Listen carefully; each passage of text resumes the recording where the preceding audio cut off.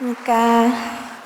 지금 방금 부활 그 증거 영화에 출연한 천정은이라고 합니다. 반갑습니다.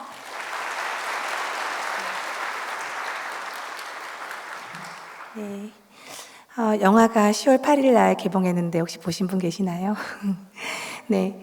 제가 지금 아까 영화 중간에 어디 뼈가 뭐 있다고 얘기 드렸잖아요. 현재 상태를 또 소개를 좀 해드려야 될 것 같아요. 아까 목사님도 죄송하지만 지금 상태가 어떠신 건가요? 여쭤보셔서 궁금하실 것 같아서 지금 현재는 양쪽 골반뼈, 그다음에 척추뼈, 갈비뼈, 가슴뼈, 경추뼈, 양쪽 폐, 림프절, 기도 림프절까지 이제 암이 올라와서 실은 걸어 다니는 게 힘들어 보이는 게 당연한 건데 위의 것을 소망하니까 이렇게 올라와 있습니다. 만나 뵙게 돼서 다시 한번 감사드립니다. 네. 오늘 실은 말씀을 마태복음 6장 33절을 받아서 갖고 왔는데 또 저 영화를 보니까 부활을 증거해야 될 것 같은 생각이 드네요. 제가 2012년도 10월에 암이 발병이 됐는데요. 실은 그 전까지 저는 안티 크리스천이었습니다. 그냥 기독교가 아닌 정도가 아니라 기독교인들을 되게 멸시하는 사람이었어요. 왜냐하면은 제가 생각하는 기독교인은 말과 행동이 일치하지 않고, 제가 주위에 여러분들은 아니시겠죠. 제가 만난 이제 기독교인들은 그때까지 저한테 실은 뒤통수도 치는 사람이 기독교인이었고, 그리고 기독교인들이 가장 많이 하는 말, 주님께 의지한다는 말 자체가 너무 비호감이었어요. 자신의 인생을 자신이 책임져야지. 자꾸 누구한테 의지하고 맡기고 자꾸 뒤통수 때리고 막 이러는 게 저의 삶에서는 기독교인의 이미지가 그랬거든요. 저희 가족 전체가 그렇게 생각하고 살았어요. 제가 암에 걸렸을 당시에 하나님이 계시다는 생각을 아예 안 하고 싶더라고요. 오히려 암 걸리자마자 만났겠거니 하시겠지만 오히려 암에 걸리고 되게 인생이 불공평하다는 생각을 했고, 하나님이 계실 리가 없다고 생각했어요. 하나님이 계시다면 내 인생에 이런 일이 찾아올 리가 전혀 없겠지. 왜냐하면 전 나름대로 양심적으로 살았던 사람이거든요. 바르게 살았고 열심히 살았고 희생도 많이 했고. 근데 제가 이렇게 열심히 계획을 잘 세우고 가다가 어느 정도 나이가 30대 중반 넘어가면서부터는 계획대로 되진 않아서 좀 불평불만이 쌓일만 해도 전 되게 긍정적으로 치고 나간다고 생각하는 사람이었는데, 긍정적으로 모든 걸 다 치고 나가려고 애쓰는 과정에서 제 마음대로 되지 않았던 거는 암이라는 병이었어요. 처음에 암을 만났을 때 너무 충격을 받았던 게 뭐였냐면은 제가 걸릴 줄 알고 있었던 것 같아요. 몸이 이상한 걸 느꼈는데 병원 가는 게 너무 무서워서 안 갔어요. 실은 이제 깔끔하게 얘기하면 무서웠고, 의사한테 무슨 말을 들을까 무서웠고, 그리고 저는 주사 받는 공포증이 굉장히 심하거든요. 그래서 그냥 모르고 죽는 게 낫겠다라는 생각을 잠깐 하면서 그냥 부인했어요. 아무 일도 없을 거라고 부인했는데, 어느 날 정확하게 친구 엄마한테 우연히 이제 끌려가서, 친구 엄마가 좀 이상하다고 생각하신 거예요. 끌려가서 이제 검사 받았더니 그 의사가 첫 마디가 검사를 너무 오래 하긴 하더라고요. 근데 초음파만으로도 이미 너무 늦었다. 다른 정밀 검사 받아볼 필요 없이 그냥 너무 늦었다.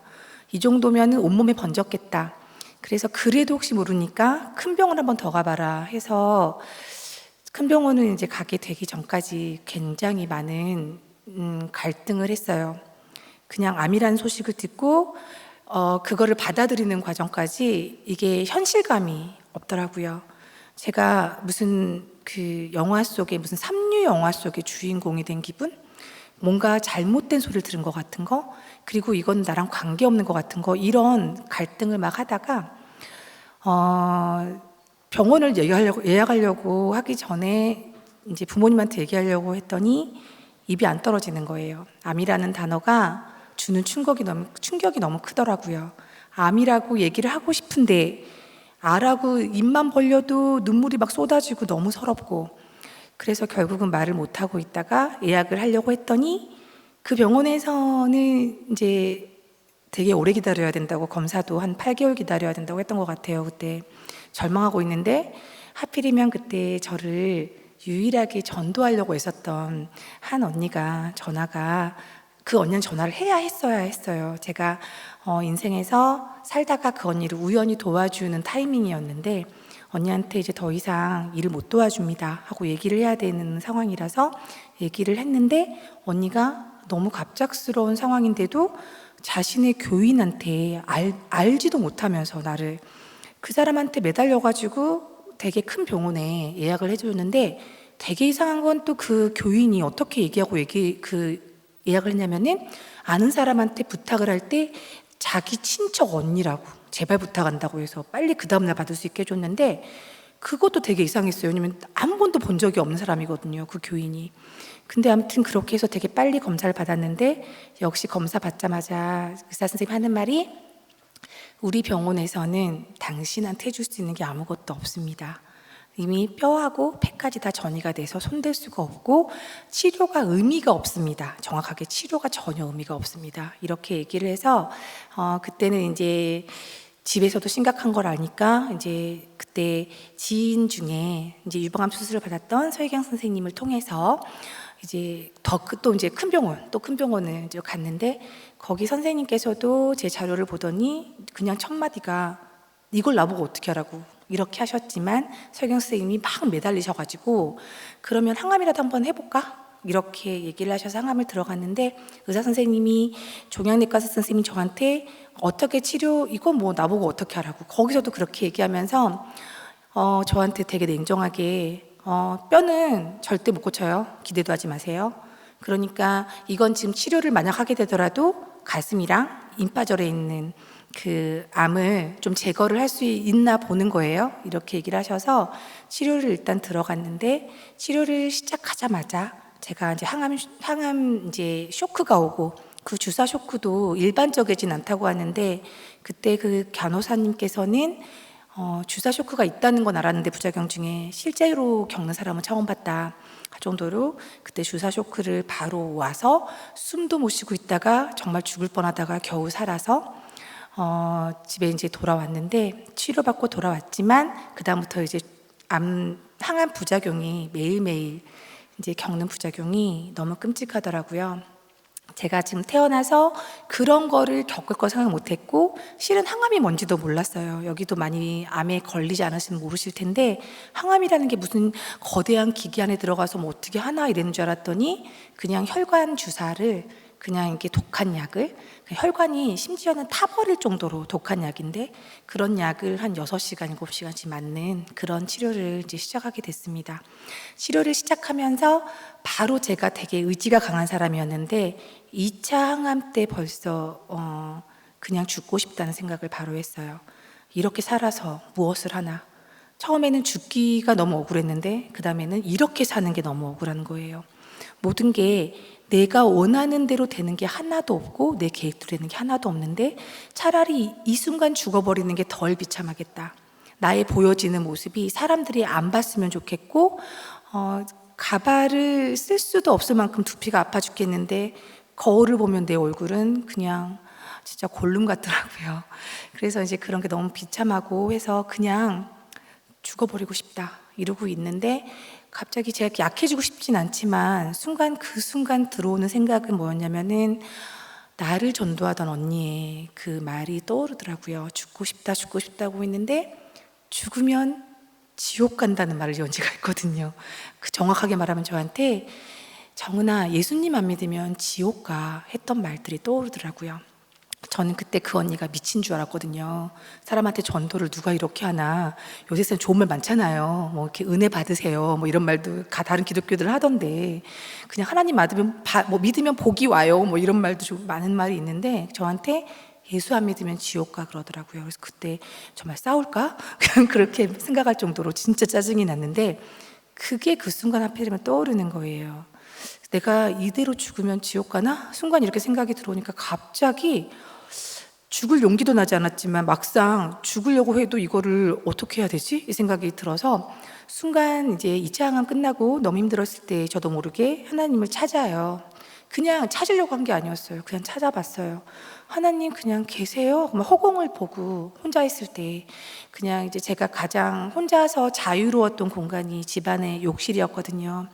드라마에서나 봤지 진짜 저도 그렇게 될지 몰랐는데 제가 혼자 몰래 울 수 있는, 끄끄거리면서 울 수 있는 공간이 딱 욕실이더라고요. 샤워물 틀어놓고 진짜 영화에서 봤던 것처럼 샤워기 틀고 뭐 이렇게 수도 틀고 이러면서 막 그때나 잠깐 오노씨 울고 허망해져서 하나님 계세요? 그러면 나 좀 죽여주세요. 그랬어요. 나 좀 죽여주세요. 혼자 죽을 용기도 없고 죽을 힘도 없고 나는 그냥 이대로 죽었으면 좋겠는데 그럼 저도 녹돌이같이 뭐 천국이 그렇게 좋다며요. 그럼 나 거기 데려가 주세요. 나 그럴만하지 않아요? 이렇게 그냥 의미 없는 녹돌이를 하다가 그냥 에휴 진짜 내가 이상해지는 것 같다 하고 나오는데 그 언니가 전화가 와요. 그때 정은아 너 내일 모레 3차 항암 들어가지? 내가 기도할게. 근데 그 말이 순간 나도 모르게 이 사람이 하나님을 믿는 사람인데 하필 이탐에 전화 와서 나도 모르게 이제 미주알 고주알 하듯이 언니 그러면 기도해주면 이거 안 하게 해줘. 나도 모르게 부작용을 막 다 토로하고 있는데 언니가 너 진짜 힘들었겠다. 나 기도해 줄게. 이렇게 하는데 언니가 다음날 주일에 저한테 전화 와서 자기 혼자 기도를 안 하고 자기 교회 사람들한테 중보 기도를 막 다 시켜가지고 저한테 그걸 들려줬어요.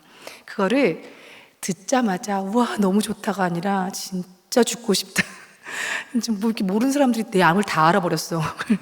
그래서 정말 몰래 죽고 싶었는데 죽어도 뭐 이렇게 사람이 루저가 되게 이 언니는 그거에 열심히 또 갔지. 그래서 와 진짜 이 언니 정말 잔인하다 이 생각까지 하고 하다가 네가 괜히 얘기해서 그렇게 된 거니까 남 원망하지 말자. 이 언니도 너 생각해서 한 거니까 참자. 내가 참았는데 그 다음날부터 어떤 일이 일어나냐면은 그 전까지 갑자기 이제 주사 맞다가 혈관도 다 타버렸거든요. 혈관이 탄 자리가 지금도 까맣게 있어요. 근데 그 다음날부터 주사를 맞자마자부터 부작용이 하나도 없는 거예요.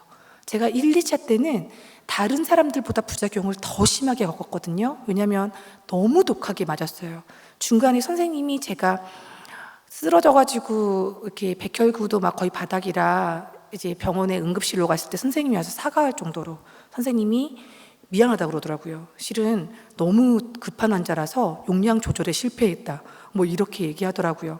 다음에는 입원 안 하게 해줄게. 뭐 이런 정도의 사과를 들을 정도로 너무 심하게 맞아서 부작용이 심했는데 그냥 한 방에 부작용이 하나도 없는 거예요. 근데 그게 서서히 없어졌으면은 그냥 아무 생각 안 할 텐데 너무 없으니까 처음에는 다행이다 했다가 매일 갈수록 기뻐야 되는데 이상하다. 왜 그러지? 근데 저의 일상에 그때 변한 딱 하나밖에 없어요. 그 교회에서 저를 붙들고 계속 기도하고 있는 거. 그래서 기분이 너무 이상하고 순간 너무 그때서부터 두려움이 왔어요. 뭐가 있으면 어떡하지?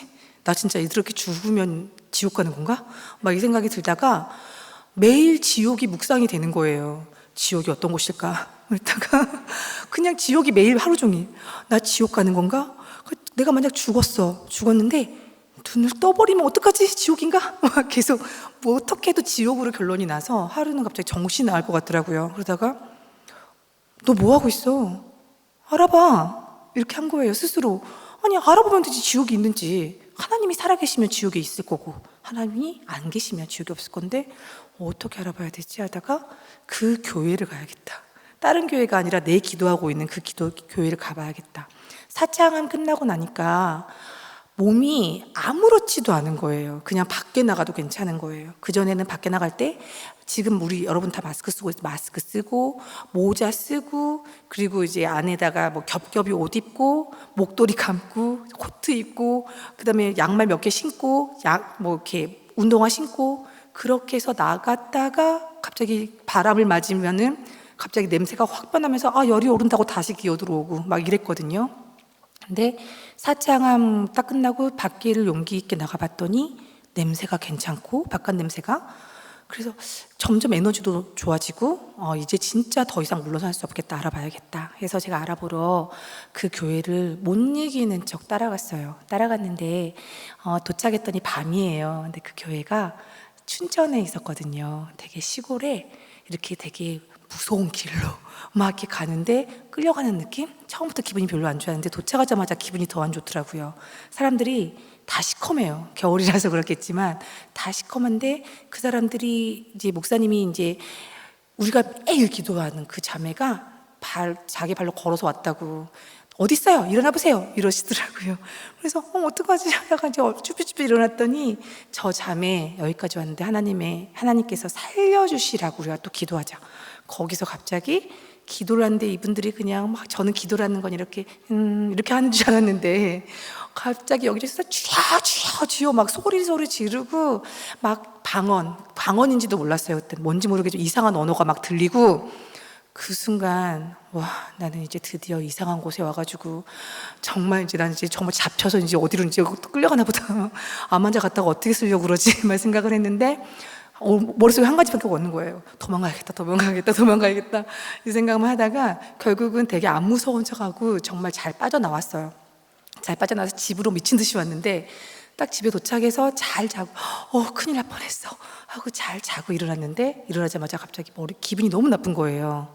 하나님이 살아계신지도 안 밝혀졌고 지옥이 여전히 나는 안 풀렸고 나 큰일 났네 이러고 있는데 그 이상한 곳에 저를 그렇게 맨날 생각해 준다는 그 언니, 제가 봤을 땐 되게 순진하고 착한 기독교인 중에서 제가 그래도 유일하게 뒤통수 안 치고 착하게 굴었던 그 언니가 거기에 제가 두고 왔다는 게 마음에 걸리고 그래서 이판사판 죽게 생겼는데 사람 하나 구해놓고 죽자 이런 마음도 있었고 그리고 하나님이 지옥이 있는지 일단은 풀리지 않았으니까 일단은 한 번 더 도전해야 되겠고 저도 모르게 무릎을 딱 꿇고 앉아서 하나님 살아계시면 나한테 교회에 대한 분별력 좀 주세요. 거기 진짜 이상한 곳인 것 같아요. 이렇게 한 다음에 그리고 그 언니 구출할 수 있게 도와주세요. 진짜 그때는 그리고 지옥이 있는지도 알려주세요. 그게 맨 마지막이었던 것 같아요. 그때는 그냥 교회가 이상한 것 같아. 그리고 그 언니를 내가 살려야 돼. 이 생각이 더 강했는데 그리고 버스를 딱 탔는데 타고 나서 이제 좀 자야겠다. 내가 좀 쉬어야지 뭔가 에너지가 좀 있겠지 하고 자려고 하는데 오히려 정신이 똘망똘망해지더라고요. 그래서 제가 바로 벌떡 일어나가지고 뭔가 해야겠다 싶었는데 가방을 열어보니까 마침 그 전날 그 교회에서 받은 제자 훈련 책자가 딱 있는 거예요. 제목이 되게 거창했어요.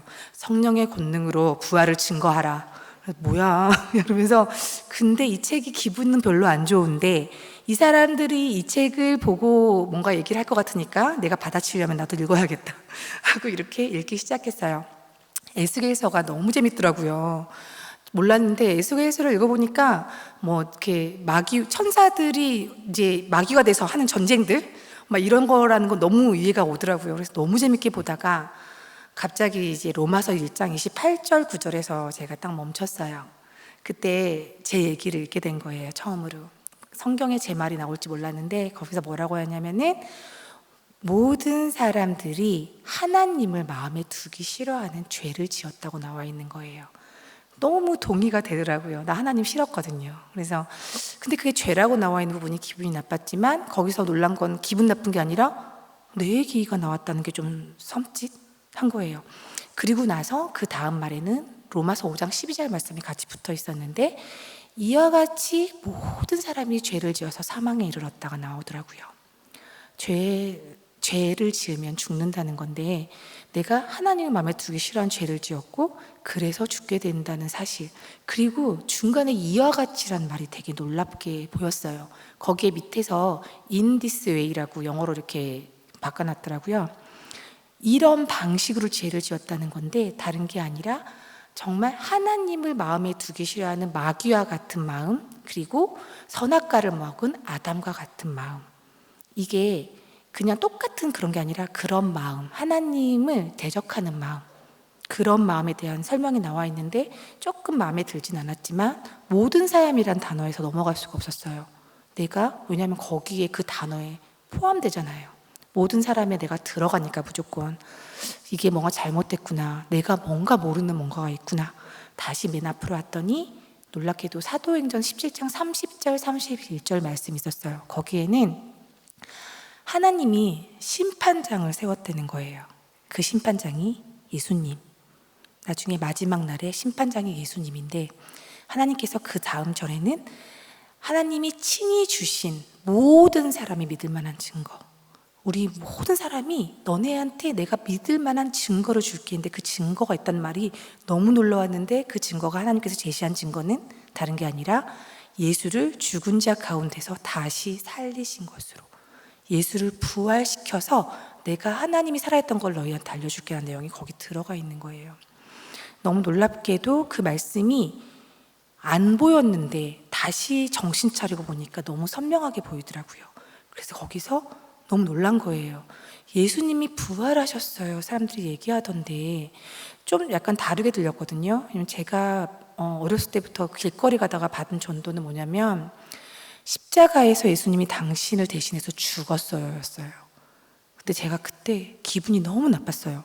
왜냐면 누가 죽어 달랬냐고 이게 먼저 들어왔거든요. 어쩌라고. 그래서 나하고 동의 없이 알아서 죽어놓고 나한테 빚 갚으란 내용이잖아요. 저는 그래서 그런 예수가 너무 싫은 거예요. 근데 거기다가 그거를 미안하다고 회개하고 예수 믿으라는 거예요. 내가 미안하지 않는데 어떻게 사과를 해요. 그래서 무조건 쓸데없는 소리를 하고 있어. 그리고 죽었다는 말도 기분 나쁘고 무섭고, 그래서 그냥 기독교가 너무 무겁고 싫었는데 거기서는 예수가 부활했다는 거예요.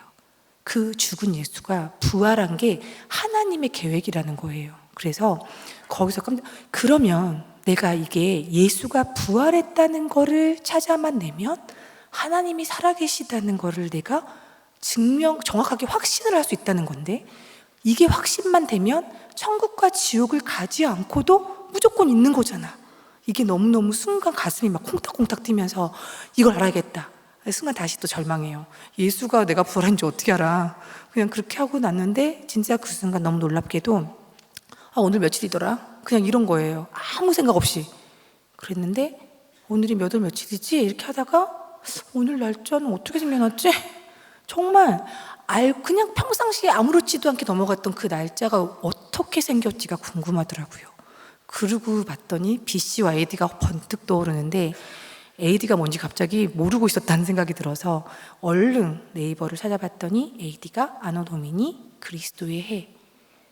BC와 AD가 예수 그리스도랑 관계된 그런 건데, 이 지구촌 모든 사람들이 똑같이 쓰는 이 날짜가 예수님하고 관계가 있다는 게 너무 놀라운 거예요. 나는 하나님을 만나고 싶었는데 갑자기 예수가 등장해요. 그래서 너무 놀래가지고 내가 지금 이게 어떻게 된 일이지? 어떻게 예수가 우리 모든 사람들이 같이 통용해서 쓰는 그 날짜의 기준이 될 수 있지? 정말 많은 그제서야 이 사람들이 저한테 어저께 했던 말들이 막 떠오르는 거예요. 4대 성인 중에 예수가 있어요. 그래서 이렇게 들었던 그 말들이 소크라테스 공자, 그다음에 석가모니, 예수, 이렇게 4대 성인이 있는데 그 성인 중에 예수의 무덤만 비었어요. 그 전에 얘기했던 그 교회 사람들이 얘기했던 게 떠오르는 거예요. 그러니까 예수의 무덤이 비어서 난 하나님이 어딨냐고 이랬는데, 예수의 무덤이 비어있는 이유가 살아났기 때문이구나. 그리고 BC와 AD가 왜 이 날짜가 세워졌냐면 이 예수가 살아나서 하나님이라는 거를 정확하게 그 시절에 증명을 한 거구나. 갑자기 근데 그 시절에 내가 안 태어났기 때문에 안 봤으니까 믿기 싫어, 이걸로 고집부릴 내용이 아니구나. 내가 그냥 이거는 싫은 거고, 난 예수가 지금도 안 살아났으면 차라리 좋을 것 같아. 그런데 예수 살아나 버렸어. 예수 부활했어. 난 지금 이 예수가 그래도 믿기 싫어. 내가 믿기 싫어도 예수는 부활했어. 내가 아무리 나 불교로 믿고 싶어 이래도 예수는 부활했어. 모든 게 다 어떤 상황에서 도망가도 예수는 부활했어 밖에 안 나오는 거예요. 순간 거기서 무릎을 딱 꿇게 되더라고요. 예수 부활했네 이렇게 된 거예요. 그래서 예수 부활했네, 하나님 살아계시네, 하나님 살아계시네요. 그럼 천국과 지옥이 있네? 나는 그러면 지옥인 것 같아. 그 순간 너무 놀래가지고 지옥이 있다는 걸 알아내는데 그게 너무 무서운 게 아니라 순간 갑자기 너무 시원해지는데, 나 그러면 어떻게 하면 되지? 어떻게 하면 될까? 그 책을 계속 읽었더니 어떻게 하라고 나와 있어요. 어떻게 하라고 나와 있냐면은 회개하고 복음을 믿으라고 나와 있어요. 마가복음에 정확하게 회개하고 보면 회개해야 될 죄도 나와 있어요.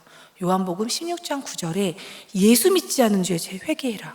나는 하나님만 찾으면 되는데 그 하나님께서는 예수를 심판장으로 세우셨고 그 예수가 십자가에서 우리 죄를 대속해서 죽었고 그 예수가 우리의 주인을 삼으려고 하셨고 로마서 14장 9절에서 이 예수가 여기 온 목적이 죽은 자와 산 자의 주가 되려 하심이니라.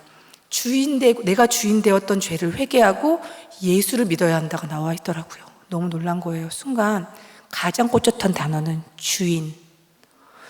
내가 주인인 게 그게 그렇게 큰 죄인가? 당연히 우리가 다 개성 있게 살고 똑같은 사람 아무도 없는데 다 각자의 개성대로 사는 건데 그게 왜 죄지? 하나님께서 그게 죄라고 했으면 죄인 거더라고요. 왜냐하면 창조주니까. 창조주가 살아있다고 믿겠다는데 살아있는 게 확실한데 내가 내 생각을 들어대는 게 아닌 거고 창조주가 만든 게 맞는 거고 창조주가 계신다는 게 확실해진 바람에 난 피조물인 거예요, 무조건. 그러면 만든 자 마음대로 사는 게 맞는 거라는 생각이 순식간에 확 들어오면서 내가 만들었는데 그 만든 게 내 목적에 의해서 난 이렇게 쓰려고 만들었는데 그 물건은 거기에 쓸모가 없어지면 파괴해야 되는 거. 너무나도 갑자기 나는 하나님이 만든 존재구나 라는 게 정확하게 되니까 그럼 하나님이 원하는 대로 회개해야 되는 거구나. 이 하나님은 우리한테 분명하게 얘기를 하는 게 너 예수가 주인이 아니라 너가 주인이면은 그거 회개해야 돼. 십자가에서 너를 대신해서 죽었으니까 미안하다 사과해. 이거랑 너무 다른 거예요. 그래서 바로 그 순간에 만세가 나오더라고요. 기독교가 왜 기독교인가를 알게 된 거예요. 예수 그리스도가 빠지면 기독교가 아닌 거더라고요. 예수님으로 말미암아 아버지께로 갈 수 있다는 그 요한복음 14장 6절 말씀이 너무나 마땅하게 들리는 거예요. 내가 길이요 진리요 생명이니 나로 말미암지 않고는 아버지께로 절대로 못 간다는 그 예수님의 그 외침에 이분이 우리를 대신해서 죽어서 다시 부활함으로써 우리한테 나 살아있어 하나님이야. 그리고 너 주인 되면 큰일 나. 그 순간 제가 제 인생을 확 돌아보게 되고 확 보였는데요. 제가 너무 손해본 게 많았다고 생각했거든요, 인생에서. 나는 누구보다도 남한테 희생을 많이 했고 봉사도 많이 했고 그리고 내 유익보다는 남을 위해서 살았던 게 더 많더라고요. 제 개인적으로 봤더니. 근데 그거를 너는 아무런 바라는 거 없이 다 잘해줬지. 근데 그러면서 계속 들어가 봤더니 아니 넌 바라는 게 있었어. 이 사람들한테 잘해줄 때 뭐 이렇게 물질적인 거나 다른 걸로 바라는 건 없었지만 그 사람들을 너 걸로 만들고 싶어 했어. 이게 보이더라고요. 이 사람한테 잘해줄 때 난 그냥 욕심 없이 그냥 너 좋아서 잘해주는 거야 한 줄 알았는데 이 사람한테 나는 내가 이만큼 너한테 잘해주고 내가 너를 믿으니까 너도 나한테 그런 신뢰를 줬으면 좋겠어. 이렇게 한 그 목적이 보였어요. 내가 주인 돼서 내가 내 사람 만들려고 하다가 내가 상처받고 또 나한테 상처줬던 사람도 예수를 몰라서 죄를 짓고 이 연결고리들이 확 보여서 순간 나도 모르게 맞아요, 난 내가 주인이었어요. 난 그게 마땅한 줄 알았어요. 그리고 다른 사람보다는 내가 좀 더 그래도 괜찮게 산다고 생각을 했는데 예수 없이 사는 거는 무조건 틀린 거네요. 그걸 알게 돼서 그 자리에서 바로 회개하겠습니다. 하나님 아버지 진짜 내가 그때는 그냥 하나님이죠. 아버지인지도 뭐 부른지도 모르겠고 하나님 난 내가 주인 맞았어요. 근데 그게 잘못된 거라고 생각을 요만큼도 할 수가 없었어요. 왜냐면 내 몸이 내가 느껴지고 그리고 내가 생각하는 모든 것대로 하는 게 너무 당연하게 생각되고 그리고 내 유익을 찾아서 사는 게 나쁜 짓이라는 생각이 안 들었어요. 그런데 하나님이 살아계시고 예수님이 부활하셨으니까 주인이 맞으니까 그 주인의 뜻을 같이 모르고 사는 것 자체가 말이 안 되네요. 너무 잘못했어요. 지금부터는 절대 주인 되지 않을게요. 제가 몰라서 그랬으니까 용서해 주시고 이 시간 나한테 들어와 주세요. 요한계시록 3장 20절 말씀이 그냥 열렸어요. 밖에서 문 두드리고 있는 예수님 모습이 보였고 그리고 네가 문 열어주면 들어갈게. 네가 안 열어주면 난 계속 기다릴 거야. 하시는 거였더라고요. 그 순간 깨달아진 게, 하나님 계시면 알아서 나한테 들어오겠지, 이렇게 내가 느끼지도 못하게 있겠냐? 너만 뭐 하나님 있다고, 하나님이 그런 분이냐? 막 이랬던 마음들이, 이분은 이미 여기 오셔서 다 보여주셔서 증거 다 보여주셨고, 내가 다가갈 차례였는데, 다가오라고 다 보여주셨는데, 나는 그냥 끝까지 나한테 개인적으로 와서 뭔가 신비한 일을 벌려봐, 이렇게 생각했던 것들이 있었다는 걸 알게 됐어요.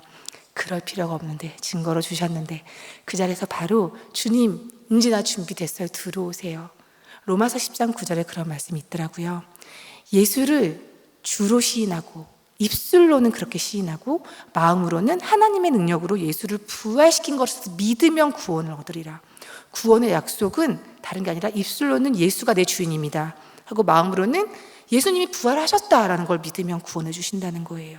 왜 그게 중요하냐면은, 하나님이 사도행전에서 분명히 내가 믿을 만한 증거를 친히 줄게, 내가 주는 증거는 이거야 했으니까. 그 자리에서 예수님이 부활하셔서 나의 주인이고, 하나님은 살아계시고, 천국과 지옥은 있고, 내가 주인을 바꿔야지만 천국 갈 수 있고, 나는 천국 가기 위해서 산 게 아니었는데 천국 가기 위해서 사는 게 너무 마땅하구나 라는 걸 알게 되고, 그 자리에서 바로 주님한테, 다시는 주인 안 될게요, 내 안에 들어오셔서 다시는 나가지 말아주세요 하고 영접을 했어요. 주님 너무 감사합니다. 이제 하나님이 나의 아버지군요. 나와 있더라고요. 하나님의 자녀가 되는 권세를 주시는 내용도 나와 있고, 그 조그만 책 안에 다 들어가 있는 거예요. 춘천 도착할 때까지 그걸 다 읽으면서, 예수님이 나의 주인이라는 게 너무 중요하구나, 예수님이 부활해서 살아계시는구나, 그리고 하나님이 살아계시는구나, 내 몸과 마음이 내 것이 아니라고 내가 고백을 드렸으니 내 몸 안에 있는 이 암도 주님 거구나. 그러면 난 더 이상 암에 걸린 자가 아닌잖아. 아픈 척하지 말아야지. 바로 교회 오자마자 문을 확 열었는데, 교회 사람들이 이렇게 찬양하고 계셨는데, 그 머리에서 다 하얀색 빛이 올라가고 있는데요, 그게 하나도 안 이상하고 너무 아름다워서 저도 모르게 잠깐 취해 있었어요. 우와, 너무 예쁘다, 이 빛이 너무 예쁘다. 이 사람들 이제 봤더니 마귀인 줄 알았는데 천사들이었네. 내가 어제까지 주인이었으니 내가 마귀였지. 그러니 내가 얼마나 무서웠겠어. 나도 이제 이 사람들하고 하나가 됐구나. 하나님께서 이 교회가 네 집이야, 네 집 하고 나를 여기까지 끌고 오셨구나. 내 집이니까 여기는 앞으로 내 집이야. 이게 딱 보였고, 그 자리에서 앉아서 예배를 드리는데, 목사님이 그날 너무 정확한 말씀해 주신 거예요. 예수님이 역사적으로 부활하신 게 너무나 분명한 사실이기 때문에, 여러분 앞으로는 성경 말씀대로 사는 게 인생의 정답입니다. 제가 그날 밤부터 성경책 읽어야겠다, 성경책을 읽었어요. 예수님이 살아계신다고 생각하고 하나님이 나의 아버지라고 생각하니까, 그 예수님이 나를 얼마나 사랑했는지 알겠더라고요. 십자가에서 나 대신 죽었대. 진짜였어. 이분이 피 다 흘렸어, 나 때문에. 얼마나 나를, 지금까지 살면서 이렇게 나를 사랑한 자를 본 적이 없는데, 처음으로 세상에 사랑이 어딨어, 제가 약간 이렇게 시니컬하게 되어갈 무렵에 만난 그 예수님은 내가 배신해도 절대 배신하지 않는 분인 거예요. 그래서 너무너무 같이 그 사랑에 빠지고 싶고, 이분이 알고 싶고, 첫사랑에 빠진 것 같이 매일 성경책 보면서 진짜 이런 마음으로 읽었어요. 아, 그러셨어요, 이때 이러셨어요 하면서, 아, 이런 분이셨어요. 그러니까 매일 읽으면서 밤을 꼴딱 새고, 다음날 일어나면은 바로 예수님이 주인이니까 예수님이 가장 원하시는 걸 해드리고 싶다. 그분은 자기 집에 가고 싶겠지. 교회가 예수님 집이니까 난 교회 가야지, 아버지께 가고 싶을 거야. 그리고 교회 가고, 그렇게 3주를 왔다 갔다 하면서 잠을 거의 못 자고, 밥을 거의 못 먹고, 가는 버스 안에서 어쩔 때는 막 토하기도 하고, 그러는데도 끊임없이 가는데, 토화가 나올 때도, 아, 이건 예수님 오니까 내가 토하는 거 아니야, 꿀꺽 삼키고 난 다음엔 아무 일도 안 일어나고, 정말 이게 사람이 이 세상이 가짜고 저 세상이 진짜라는 걸 믿어지니까, 일반 사람 봤을 때는 정말 정신당한 같이 사람 같이 이렇게 살게 되더라고요. 그렇게 살다가 선생님이 중간 점검할 때 3차까지 결과는 가망이 없는 정도가 아니라 더 악화됐습니다.가 됐어요. 항암은 더 악화됐으면 약이 안 들은 거라서 이제 바꾸거나 하는 건데 그때 저한테 바꿀 약이 없었어요. 최선의 약을 썼기 때문에 선생님이 이왕하고 있는 거 6차까지 그냥 원래 하기로 했으니까 마지막 마무리하자, 기운 내. 그랬는데 뒤에서는 이제 1년, 빠르면 1년 아니면은 2년 정도 살겠다라는 말을 이제 그러니까 그 빠르면 1년, 늦으면 2, 3년 정도 살겠다라는 말을 이제 저한테 전해 듣게 하셨거든요. 근데 그 말을 들으니까 너무 기쁜 거예요. 정말 정신이 나갔으니까. 날 사랑하는 사람을 드디어 만나는구나. 잘하면은 더 빨리 갈 수도 있겠는데 밤마다 이제 막 미친 듯이 막 그리면서 너무 사랑해요, 사랑해요 맨날 이러다가 심지어는 너무 사랑하는데 제가 사랑하는 이 예수님은 분명히 그림 속엔 남자거든요. 남자고 근데 그림마다 너무 외모가 다르더라고요. 어떤 그림은 단발머리인데 어떤 그림은 약간은 커트머리고 그리고 어떤 머리는 장발이고 막 마음에 드는 건 장발이긴 했는데 근데 누구지? 어떻게 생겼어요? 막 이렇게 하다가 샤워하러 갈 때도 가끔 가다가 나 너무 사랑하는데 그 순간 너무 밉고 나 다 벗은 거 보셔야겠냐고 그리고 화장실 가는 것도 힘들고 막 생리현상을 막 참고 나도 모르게 예수님한테 창피하고 분명히 내가 들어오시라 해서 나랑 같이 있는데 떼어낼 수가 없고 그 고민을 이렇게 하는데 하나님께서 그렇게 고민한 저한테 이렇게 화답을 주시더라고요. 내 눈에는 네가 지금 3살짜리 애기야. 옹알이 하는 애기야. 3살짜리 아기는 몸도 상등신이잖아요. 여자의 몸도 아니고 제가 갑자기 예수님이 바라보는 나는 3등신짜리 애기구나. 그 애기가 뭐 기저귀 갈아줄 때도 우리가 서로 창피하지 않는데 그래서 그게 풀어진 다음에 화장실도 잘 가고 샤워도 잘하고 그렇게 살다가 그 6차까지 결과를 들어가는데 제가 그날 되게 신나게 갔어요. 그러니까 예수님한테도 내가 어떻게 알아보죠? 막 이렇게 하다가 우리 서로 알아볼 거야. 아기자기 막 이렇게 대화하면서 있다가 그날 내가 죽는 것으로 하나님이 살아계시다는 거를 내가 우리 교회 사람들한테 봤던 그 빛이 내 몸에서 나서 사람들이 장례식장에서 와, 하나님이 살아계시나 보다. 나를 통해서 그럴 수 있겠다. 그러면은 진짜 밝고 예쁘게 죽어야겠다. 막 이런 생각 때문에 가발 코너에 갔어요. 가는 병원 가는 날 먼저 미리 가서 가발 코너 가서 여기서 제일 밝은 색이 어떤 색이에요? 그래가지고 이제 밝은 색 가발을 막 찾아서 막 착용해보고 그냥 이렇게 쇼핑을 하고 너무 비싼가? 하다가 죽는 마당에 이 정도는 괜찮아. 그러면서 이렇게 가서 선생님한테 이제 사형선고를 받아야지 하고 딱 기다리는데 이 선생님이 말도 안 되게 저한테 이로 갑자기 버들어가지고 어서 오시라고 막 이러면서 항암 안 힘들었어요? 이런 분이 아닌데 저한테 막 이렇게 너무 매너 있게 얘기하시더라고요. 그래서 내가 죽긴 죽나 보다. 그래서 그냥 안 힘들었어요. 그런데 이분이 갑자기 저를 딱 앉혀놓고 사진을 옛날 병원에서부터 지금까지 사진을 쫙 펼쳐놓더니 여기 보세요. 여긴 암이 있죠. 여긴 없죠. 여긴 있죠. 여긴 없죠. 막 이러는데 자기가 나한테 뼈에 있는 거가 안 없어진다고 그렇게 했던 그 뼈 부분만 얘기하는 거예요. 그래서 선생님 무슨 소리 조용히 하세요. 막 계속 얘기하시는 거예요. 그래서 아니 조용히 하세요. 계속 이렇게 하다가 제가 마지막에 폐에 있는 건요. 그래서 선생님 갑자기 침묵. 폐에 있었던 건 암이 아니었나 봅니다. 막 이렇게 얘기하시더라고요. 자신 없게. 그러더니 중요한 건 그게 아니라고. 조용히 하고 빨리 입원하라고. 그러니까 입원하라고는 거예요. 수술해야 된다는 거예요. 그래서 없어졌다며요. 그랬더니 선생님이 하는 말이 근데 가슴하고 임파절은 더 커져가지고 있는데 뼈하고 폐가 없어져가지고 다행히 수술할 수 있다는 거예요. 그래서 제가 거기서 그렇군요가 아니라 절대 못해요. 그런 거예요. 나 여자인데 어떻게 가슴을 자르려고 하냐고 그랬는데 선생님이 저 항암 더 잘할 수 있어요. 그랬더니 선생님께서 무슨 소리냐고 상암이 더 위험하다고 지금은 빨리 이 기회 놓치면 죽을 수 있다고 막 저한테 막 그러는 거예요. 근데 제가 그때 알겠더라고요. 몸이 내 거니까 너무 무서운 거예요.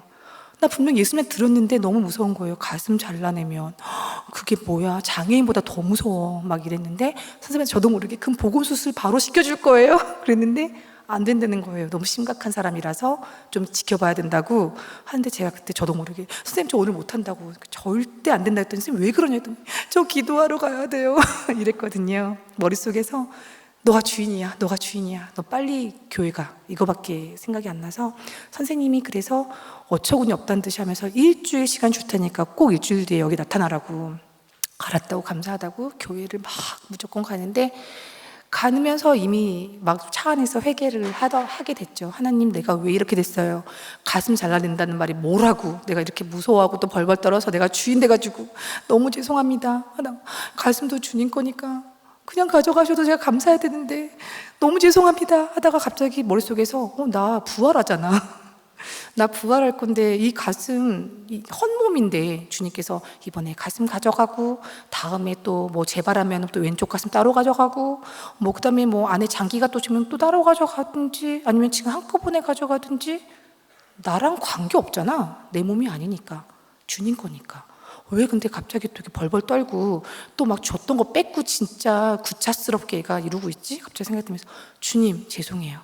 예수님이 나의 주인이 맞아요. 예수는 나의 주. 그래서 이 몸은 주님 거니까 괜찮아요. 오늘 이번에 수술해가지고 오른쪽 가슴 가져가시고, 다음에 또 재발 혹시나 하면은 또 왼쪽 가슴 가져가시고, 그 다음에 또 뭐 차례차례 뭐 장기 하나씩 가져가시든, 오늘 이번에 수술하면서 한꺼번에 다 가져가시든 감사합니다. 이렇게 했더니 갑자기 마음에서 기쁨이 확 임하는 거예요. 그래서 도착하자마자 주님한테 감사 기도드리고, 곰곰이 생각해 봤더니 예수님이 나를 오셨을 때도 부활이라는 그 너무너무 정말 소망이 되는 그 증거를 갖고 오셨는데, 나도 예수님 만난 증거 하나 몸에다 박아야겠다. 그래서 이거 잊어봤더니 예수님 만나면 좋은 거니까 완전히 나한테는 훈장이네. 하나님한테 정말 훈장 딱 받을게요. 너무 감사해요. 목사님한테도 가서, 목사님 제가 훈장 하나 딱 받고 오겠습니다. 그냥 그렇게 하고 수술 받으러 가요. 선생님께서 수술 중에도 잘못될 수 있다고 하셨는데 너무 깨끗하게 잘 끝났어요. 그리고 나서 제가 이제 알겠더라고요. 이제 내가 내 것이 아니니까 내가 원하는 대로 살면 절대로 안 돼. 내가 원하는 대로 사는 거는 나를 위한 삶이 아니라는 걸 딱 알게 됐어요. 진짜 나를 위한 삶은 주님을 위해서 사는 거. 나중에 어차피 만날 건데, 그 만났을 때 내가 되게 있는지 없는지 헷갈렸거든요. 이렇게 만나는 게 아니라 확실히 있는 거 알아서요. 내가 여기서 이렇게 살았다고요. 이렇게 얘기하는 게 너무너무 괜찮겠다. 그래서 그걸 위해서 내가 뭘 해야 되지? 처음에 내가 주인 되지 않아야 되니까 내가 나를 위해서 쓰는 시간들을 먼저 드려야겠다. 가장 나를 위해서 쓰는 시간이 뭐지? 제가 피아노 전공자거든요. 피아노 칠 때 네가 미친 듯이 주인이잖아. 너 너무 잘 알잖아. 그래서 그 오랜 시간을 할애하는 피아노를 내려놓으면서, 좀 내려놓을 때 좀 찌질하게 내려놓긴 했어요. 내가 팍 들게 이거를 놓을까 말까 하다가 에이씨 이렇게 났거든요. 하나님, 저 이거 진짜 이거 놓는 거 보통 일 아닌 거 아시죠? 나 대단한 거 놓은 거 알아주셔야 돼요. 이렇게 놓고, 대신에 이제 좀 이렇게 무시를 당할 수도 있는 뭐 이런 조그만 악기들, 왜냐면 할 줄 아는 건 음악이 최고 잘하는 거니까 조그만 악기, 선교할 때도 좋은 악기, 우쿨렐레, 오카리나 뭐 이런 것들을 자격증을 따서 하나님한테 잘난 척을 많이 했어요. 내가 이렇게 마음을 낮춰가지고 이런 악기도 내가 부끄럽지 않게 주님을 위해서 해요. 나 이걸로 선교 나가서 열심히 노래 부를 거예요. 막 이렇게 했는데, 그 중간에 하나님께서 저한테 이제 기도로 때려주시는 게 있으셨어요. 어느 날 제가 그 일을 너무 열심히, 하나를 하면 또 엄청 빠지는 성격이거든요. 그거를 열심히 하다 보니까 예배를 하나씩 제가 안 나가기 시작하더라고요. 제가 일주일 동안 모든 예배를 다 갔거든요. 춘천까지 매일 그거 하면서. 근데 그것 때문에 바쁘니까, 주님을 위한 일 때문에 내가 바쁘니까 일단 수요 예배 제껴, 토요일에는 연주하니까 연주 제껴, 막 이러면서 하다가 주일 예배를 겨우 가고 있는 저 자신을 발견했어요. 분명히 주님을 위해서 일하고 있는데 내가 너무 기쁨이 없고 예배당 가는 횟수가 줄어드는 것도 이상한데 이 이유가 모르겠더라고요. 그래서 그냥 어느 날 마음이 너무 안 좋아서 예배당 가서, 또 이제 더 안 좋은 게 암 환자가 저를 만나러 춘천까지 온다는 거예요. 그래서 그 암 환자를 만나야 되는데 내가 너무 성령 충만하지 않다는 걸 알겠고, 교회 가서 막 엎드렸어요. 하나님, 왜 나는 기도도 못할까요? 예수님하고 대화는 잘했는데 기도도 안 되고, 저한테 방언 주세요. 저 옆에 사람들 방언하는 소리 들으니까 방언에서 열심히 기도를 하고 싶다는 생각이 들었거든요. 근데 방언을 안 주시고 다음날 아침에 일어나서, 하나님 아버지, 오늘 만나러 오는 그 환자 꼭 살려주세요. 살려주시고, 제가 오늘은 절대 성령 충만하지 않으니까 저를 죽여주시고 주님이 대신 나와서 전도해 주세요.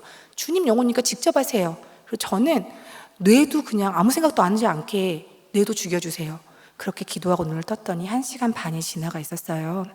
1시간 반이 지나가 있는 이유에 대해서 전혀 이유를 모르겠는데 하나님께서 마음에서 울림을 주시더라고요. 아, 맞다. 기도를 길게 한다고 해서 정말 기도 잘하는 게 아니야.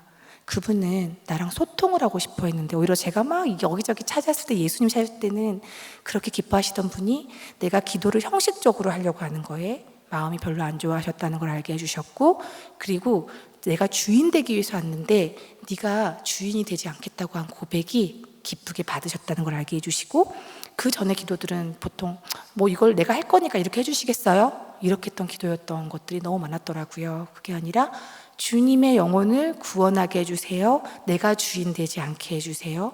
그리고 주인된 죄를 회개하겠습니다. 이 기도가 주님과 함께하는 기도라는 거를 정말 인격적으로 알려주셔서 그 자리에서 펑펑 울었어요.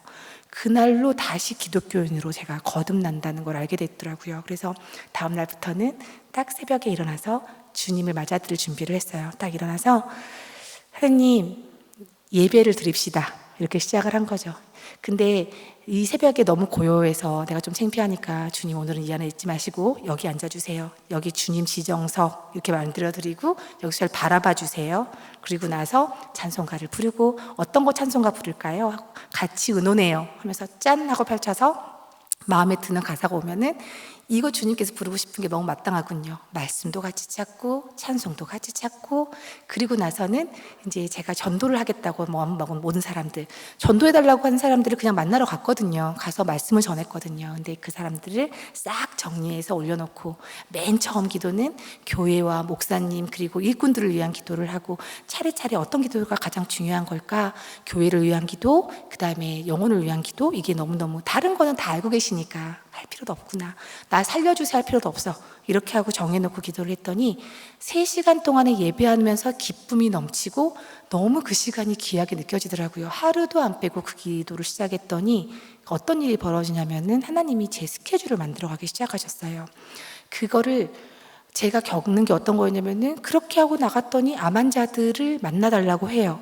그럼 그 암 환자를 받자마자 막 기도를 하고 만나러 갔더니 예전하고 다른 건 뭐냐면, 제 마음이 이 영혼이 정말 살아야 되고, 내가 실수하면 안 되고, 내가 혹시나 가르치려고 들면 안 되고, 하나님 정말 내가 입방정 걸지 않게 뇌를 죽여주시고 성령님께서 직접 얘기해 주시고 저는 입술만 벌리게 해주세요 했더니, 만나면 이 사람들이 다 그냥 영접하는 거예요.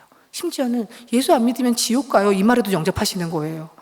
너무 놀라운 거는 내가 그전에 아무리 설득력 있는 말을 해도 꼼짝 안 했던 사람들이 영접을 하기 시작해요. 영접을 하기 시작하면서 제가 느꼈던 건 뭐냐면, 내가 악기들도 주님을 위해서 한 게 아니라 나를 위해서 했다는 걸 알게 됐어요. 나도 모르게 이제 약간 하나님한테 생생 낸 거죠.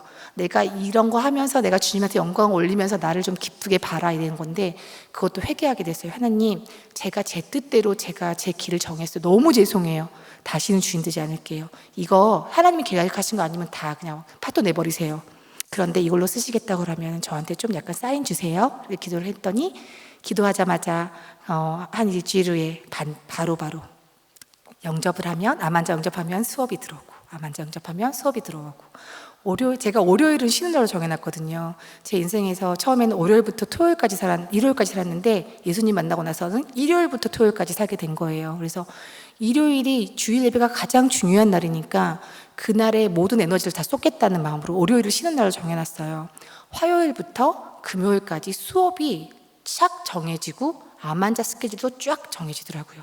하루도 안 쉬고 생활하는 생활이 시작됐어요. 그렇게 살다가 하나님께서 허락하신 암은 아니었는데, 제가 주인 돼서 걸렸던 그 암을 하나님께서 고쳐주셨잖아요. 그런데 제가 그 암이 너무나 감사했거든요. 암이 선물이었어요. 내가 이렇게 살다가 그냥 지옥 갈 뻔했는데, 암이라는 너무나 큰 인생의 무게를 만나고 나서 예수님을 정확하게 주인으로 만날 수 있게 됐기 때문에 저는 그 말기암 환자가 된 게 너무 감사했거든요. 그래서 하나님, 제 인생의 최대의 선물은 암이에요, 암. 그리고 제가 너무 놀라운 걸 알아버렸어요. 죽어야지 주님을 만나고 죽어야지 내 진짜 몸으로 가는 걸 알았기 때문에 죽음은 희망이라는 걸 알았어요. 고백을 드렸거든요. 주님께서 그 고백을 너무 기쁘게 받아주셨다는 걸 알겠는 게 1년 반 만에 제가 재발을 했는데 재발도 너무 무섭게 했어요. 뼈로만 다 올라왔고 이제 더 이상 가망이 없는 상태가 된 거예요. 재발하면 많이 그렇게 되거든요.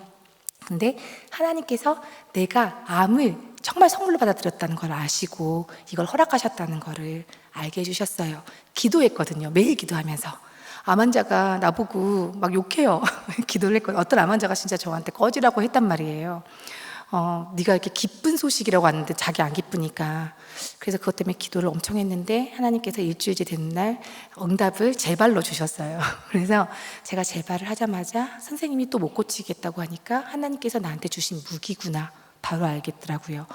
이 다른 것도 아니고 뼈에 있는 나무로 달려가면 암 환자들이 숙연해져요. 자신이 엄살을 부리다가도 갑자기 숙연해지거든요. 그 다음부터 제가 무기를 달고 암 환자한테 끊임없이 가기 시작했어요. 그전에는 암 환자 힘들어서 어떡해요. 지금 나도 암 환자예요. 뼈에 암이 있는데 못 걸을 수 있대요. 정말 못 걸을 수 있는 상황도 있었고 못 걸은 적도 있었어요. 너무나 아파가지고 밤새 헤맨 적도 있었는데 그때 답은 딱 항상 한 가지, 내가 주인이구나. 내가 주인이어서 이 상황을 무서워하고 내가 가는 곳을 확실하게 알고 있는데도 불구하고 일단 이 몸이 나아야 돼 라는 생각이 먼저 치고 들어오는 걸 알고 깜짝 놀라고, 그리고 주님한테 바로 드리고 나면은 놀랍게도 통증이 사라지는 경험을 했어요. 그런 경험들이 여러 개 쌓이다 보니까 지금 이제 여기까지 오게 됐는데 그 디테일한 상황까지 얘기해 드리기에는 너무 시간이 지금 다 됐거든요. 제가 좀 이렇게 조리 있게 말씀드렸어야 되는데 말씀을 많이 못 드렸어요. 아무튼 지금도 통증이 있어요. 바로 최근의 통증은 한 3주 전이거든요. 중요한 거는 제가 그때 예배당을 가서 또 괜찮아졌어요. 저는 아프면 교회를 가요. 그 아픈 날이 평일이면 응급실을 가고요. 아픈 날이 주일이면 교회를 가요. 왜냐하면 하나님께서 당연하다고 생각하실 것 같아요. 그게 저한테는 그렇게 제가 사인을 받았어요. 그래서 아파서 죽게 되면 나는 주님 품에서 죽을 거야. 그렇게 하고 예배당을 가고, 예배당이 우리 공동체 지체들의 기도 안에서 나는 주님을 만날 거야 라는 욕심을 부리기 시작했는데, 그 욕심을 부리고 교회를 쫓아가면 어떤 일이 벌어지냐면은 고열이 나다가도 고열이 떨어지고, 찬양 가운데 갑자기 통증이 사라지고, 못 일어나다가 일어나고, 이런 거를 예배당에서 계속 제가 체험을 했어요. 그 체험이 저한테는 신기하지가 않아요. 하나님께서는 분명히 믿음으로 의에 이른다고 하셨고 말씀을 그대로 믿는 자한테는 그게 일어난다고 하셨거든요. 예수가 채찍에 맞음으로 나음을 입었도다 하셨으면은 채찍에 맞을 때 나았다는 거잖아요. 나는 지금 나은 거예요. 말씀이 그러니까. 저는 그렇게 믿고 갔더니 넘어지더라도 다시 일으켜 세워주시고 이렇게 하신 걸 경험해요. 오늘 주제가 마태복음 6장 33절의 이유가 뭐였냐면은, 제가 제 생활 가운데 했던 유일한 일이 뭐였냐면 제 몸을 안 돌보는 일이었어요. 주님 거니까. 내 거 아닌데 내가 간섭하지 말자. 이 몸은 주님 거니까 주님이 알아서 하실 거고, 나한테 미션을 주셨으면 이 미션을 나는 오늘 해야 된다. 암 환자가 만나자고 했으면 이 암 환자 약속이 중요한 거지 내 몸이 아픈 게 중요한 게 아니야. 그게 처음에 용기 낼 땐 좀 힘들었는데 한 번 냈더니 그 다음부터는 하나님의 응답 때문에 더 용기가 더 되는 거예요. 첫 발자국을 떼기 힘들었지 그 다음부터 너무 쉬웠거든요. 암 환자한테 달려가려고 하는 날 열이 40도까지 오르는데 죽을 수 있거든요. 항암 중에 열 나는 건 죽을 수 있거든요. 그걸 너무 잘 알고 있지만 그래도 이 스케줄이 없어지지 않는 거 보면 하나님이 가라고 하신 거니까 그냥 가서 죽어도 가야겠다. 그럼 만약 가게 돼도 주님이 불러주신 걸 감사할 거야. 좀 떨면서 가긴 했는데 가서 암 환자를 만나고 이 암 환자가 응접했더니 제 열이 내려가요. 그런 경험들을 계속했어요. 말씀에 그러고 나서 찾아봤더니 나중에 어떤 말씀, 마태복음 6장 33절 말씀에 딱 있더라고요. 먼저 하나님의 나라와 그의 의를 구하면 나머지는 더하시리라. 나머지 더하해 주시는 약속까지 지키시더라고요. 제가 암 환자분들이 얼마나 두렵고 힘든 거 다 알아요. 저도 많이 무서웠고 지금도 밤에 혼자 아프면 일단 무서워요, 마음이. 그런데 무서워하지 않아야 되는 이유를 너무 잘 알아요. 내가 무서워하면 좋아할 자는 딱 하나밖에 없거든요. 마귀들, 분명히 있거든요. 하나님이 영이시니까 마귀가 분명히 있어요. 그 마귀가 눈에 보인다고 하는 사람도 있고 안 보인다는 사람도 있고 그렇게 중요하지 않아요.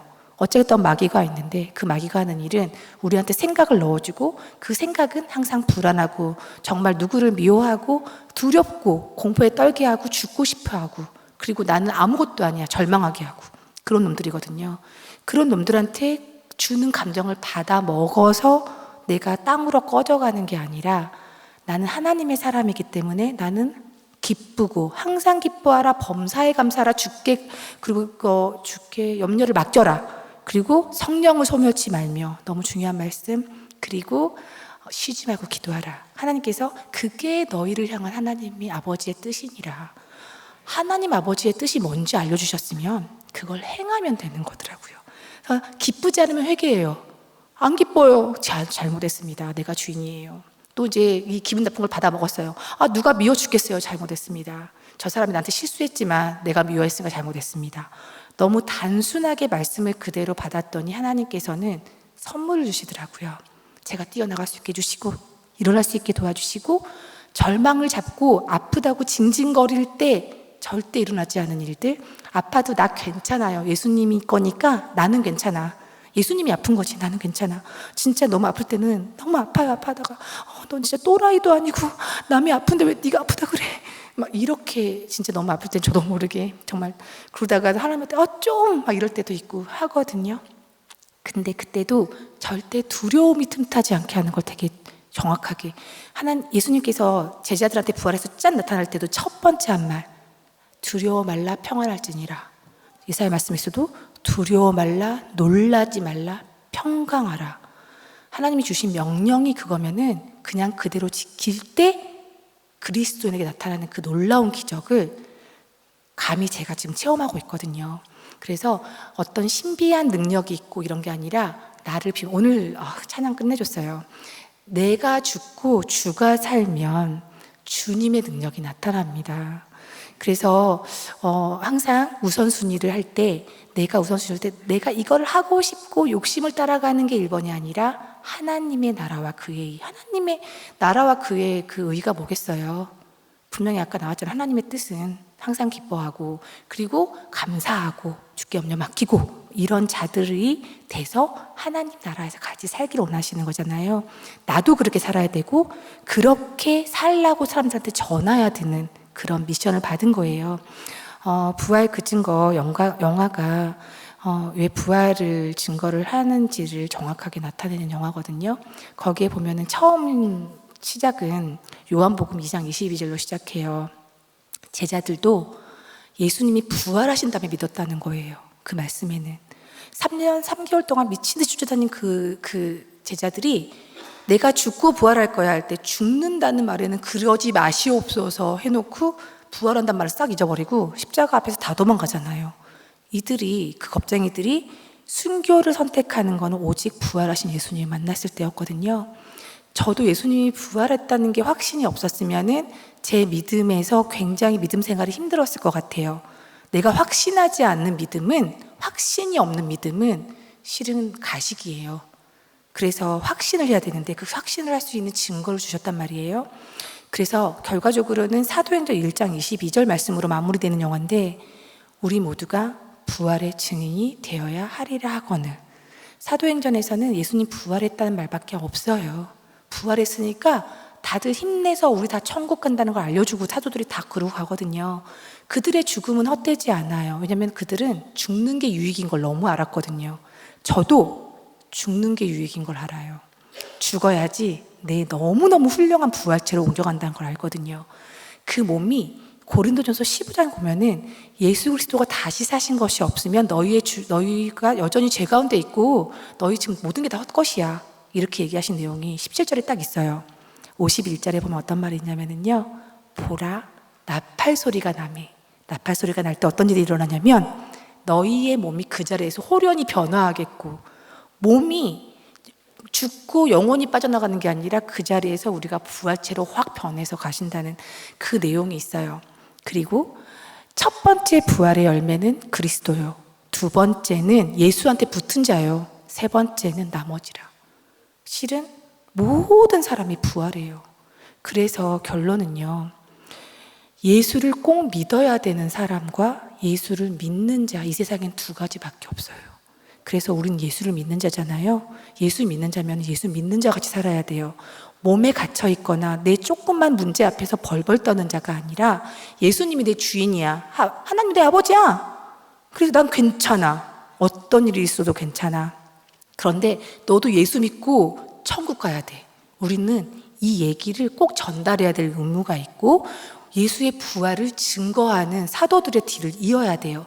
왜냐하면 우리 아직 신약이 안 끝났거든요. 요한계시록 안 왔잖아요. 예수님 재림 안 하셨잖아요.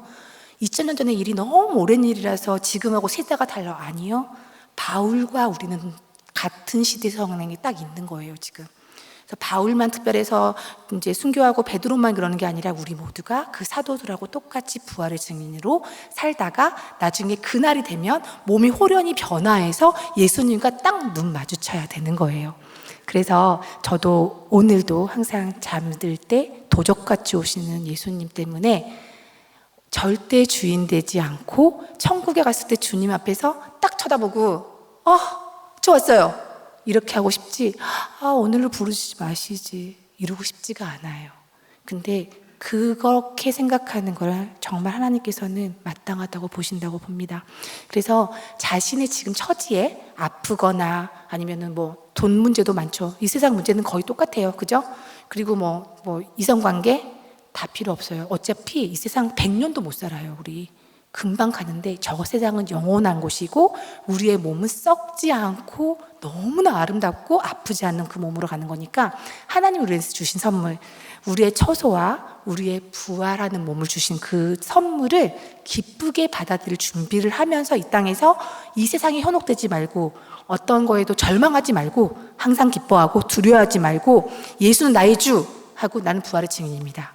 이렇게 사는 게 정답이라는 것을 알려드리고자 왔습니다. 네.